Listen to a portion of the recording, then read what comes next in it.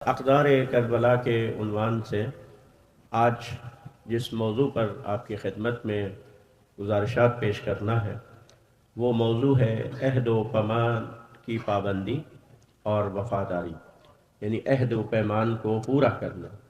وفا کا مطلب ہے پورا کرنا، اور اردو میں اس میں اور بھی معنی میں وسعت پائی جاتی ہے۔ وفا کے معنی میں اردو میں وفا جفا کے مقابل میں استعمال ہوتا ہے، غداری کے مقابل میں وفا کا لفظ جو ہے وہ استعمال ہوتا ہے۔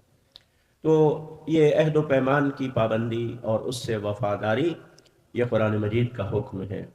میں نے سورہ بنی اسرائیل کی آیت آپ کی خدمت میں تلاوت کی ہے، اوفو بالعہد، کہ عہد کو پورا کرو، اس کی پابندی کرو، کیونکہ اس کے بارے میں پوچھا جائے گا۔ ان العہد کان مسئولا، اس کے بارے میں آپ سے سوال ہوگا اور اس کے بارے میں پوچھا جائے گا۔ یا فرمایا یا ایھا الذین آمنوا اوفوا بالعقود، کہ اے ایمان والو جو تم ایگریمنٹ کرتے ہو، معاہدے کرتے ہو، اس کی پابندی کرو، اس کو پورا کرو۔ اور یہ جو معاہدے کی پابندی ہے، اس میں کوئی استثناء نہیں ہے کہ مسلمان سے کریں تو پورا کریں اور کافر سے کریں تو کوئی پرواہ نہیں، پورا نہیں کریں۔ نہیں، جس سے بھی آپ ایگریمنٹ کریں، معاہدہ کریں، چاہے وہ کافر ہو، کوئی بھی ہو، مسلمان ہو یا نہ ہو، اس کو پورا کرنا یہ ذمہ داری ہے۔ اور سیرت پیغمبر صلی اللہ علیہ وآلہ وسلم وہ اس سے بری پڑی ہے۔ صلح حدیبیہ آپ دیکھیں، اس کے بعد جو ایگریمنٹ ہوا جو حضور پاک کا مشرکین کے ساتھ، حضور پاک نے پورے طور پر اس کی پابندی کی۔ اس میں ایک شک یہ تھی صلح حدیبیہ میں کہ اگر کوئی مسلمان کافر ہو کر بالفرض مشرکین مکہ کے پاس چلا جاتا ہے تو مشرکین مکہ اس کو واپس نہیں کریں گے، لیکن اگر کوئی کافر مسلمان ہو کر مدینے میں آ جائے گا تو اسے واپس کیا جائے گا۔ یعنی یہ ظاہر میں بڑی کڑی ایک شرط تھی، اور ایسا ہوا کہ بعض دفعہ مسلمان یعنی کافر مسلمان ہو کر آئے مدینہ میں، لیکن حضور پاک صلی اللہ علیہ وآلہ وسلم نے اسی معاہدے کی شرط کی بنیاد پر ان کو واپس کیا۔ یہودیوں کے ساتھ حضور پاک نے ایگریمنٹس کیا، جب آپ مدینے میں آئے تو مخلص کے ساتھ یہودیوں نے اس کی خلاف ورزی کی، لیکن نبی کریم صلی اللہ علیہ وسلم نے اس کی خلاف ورزی نہیں کی۔ اور یہی بات امیر المومنین علی ابن ابی طالب علیہ الصلوۃ والسلام صلی اللہ علیہ محمد، کہ مولا امیر المومنین علیہ الصلوۃ والسلام نے بھی ان معاہدوں کی پابندی کی ہے، اور ہمیں بھی اس کا حکم دیا ہے، اور فرمایا کہ سخت احکامات ہیں۔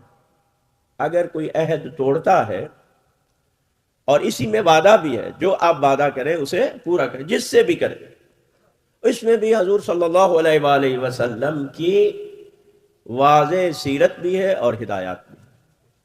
حضرت اسماعیل کا بتایا گیا ہے، قرآن میں اسے کہا ہے کہ انہ صادق الوعد، کہ اسماعیل جو ہے وہ اپنے وعدے میں سچے تھے۔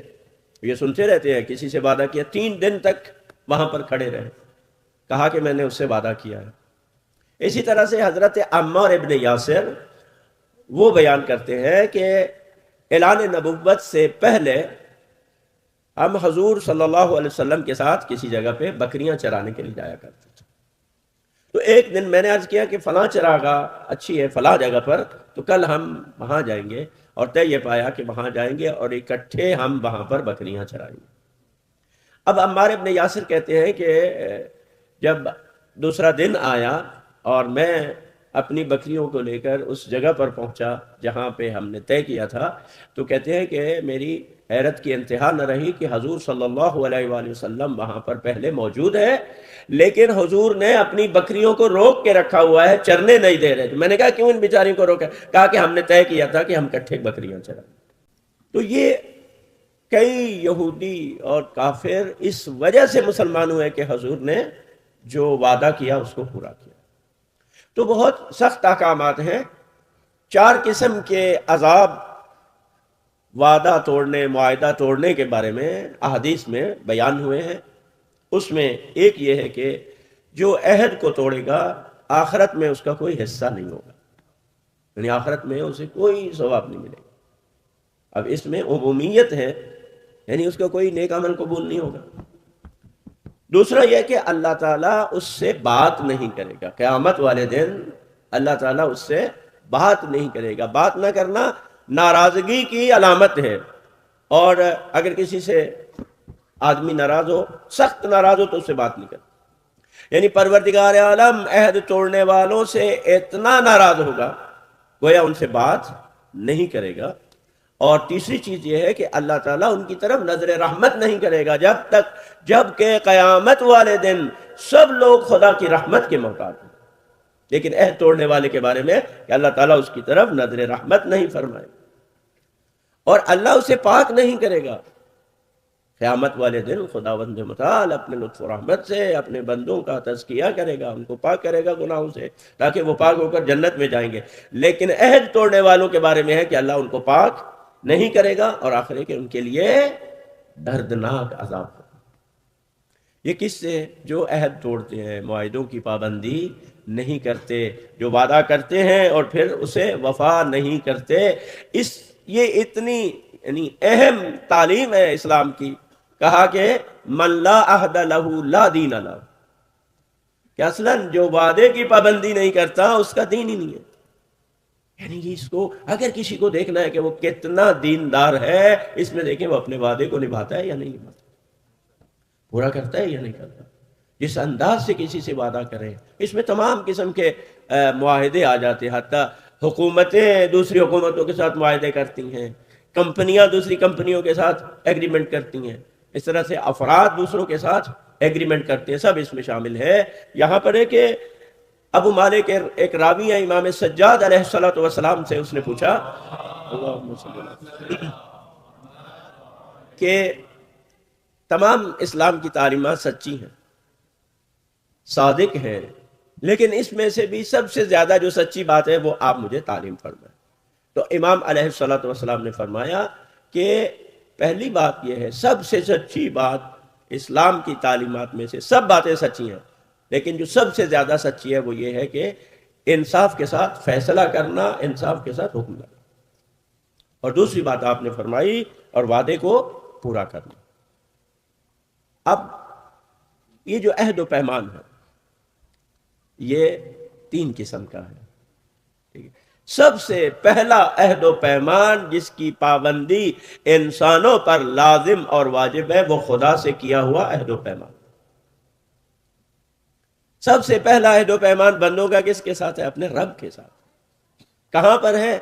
اس کا قرآن مجید نے تذکرہ کیا، وَإِذْ أَخَذَ رَبُّكَ، کہ جب تمہارے رب نے بنی آدم کے، ان کی ذریت سے، یعنی جس کو ہم کہتے ہیں عالم ذر میں، ان سے امتحان لیا، ان سے امتحان لیا اور ان سے عہد و پیمان لیا، الست بربکم، کیا میں تمہارا رب نہیں ہوں؟ بلا قالوا شہدنا، انہوں نے سب نے گواہی دی کہ آپ ہمارے رب ہیں۔ تو یہ جو انسانوں کا اللہ سے کیا ہوا عہد و پیمان ہے، ایک انسان ہونے کے ناطے سب سے ہے کہ ہم اللہ سے اپنے کیے ہوئے عہد و پیمان کو پورا کریں۔ اب وہ عہد و پیمان کیا ہے جو ہم نے اپنے اللہ سے کیا ہے؟ مختصر عرض کروں، سب سے پہلی بات یہ ہے کہ ہم نے اللہ سے عہد و پیمان کیا ہے کہ اس کے علاوہ کسی کی عبادت و بندگی نہیں کریں گے۔ سورہ یاسین میں الم اعہد الیکم یا بنی آدم ان لا تعبدوا الشیطان، کہ اے بنی آدم کیا تم سے یہ عہد و پیمان نہیں ہوا کہ تم میرے علاوہ کسی کی بندگی نہیں کرو گے اور شیطان کی پیروی نہیں، یہ دوسرا ہے کہ شیطان کی پیروی نہیں کریں گے اور کسی کو اللہ کے ساتھ شریک نہیں کریں گے، پیغمبروں کے احکامات کی خلاف ورزی نہیں کریں گے۔ یہ خدا سے ہمارا کیا ہوا ہے، یعنی نبی کریم صلی اللہ علیہ وسلم اور ائمہ سے ان کی اطاعت کریں گے، یہ ہمارا عہد ہے، اللہ سے عہد ہے۔ اور اللہ نے بھی ہم سے عہد کیا ہے، وہ کیا ہے کہ اللہ ہم پر رحمت کرے گا، اللہ تعالی ہمارے گناہوں کو بخشے گا، ہماری توبہ کو قبول کرے گا، اور خداوند متعال ہماری مدد و نصرت فرمائے۔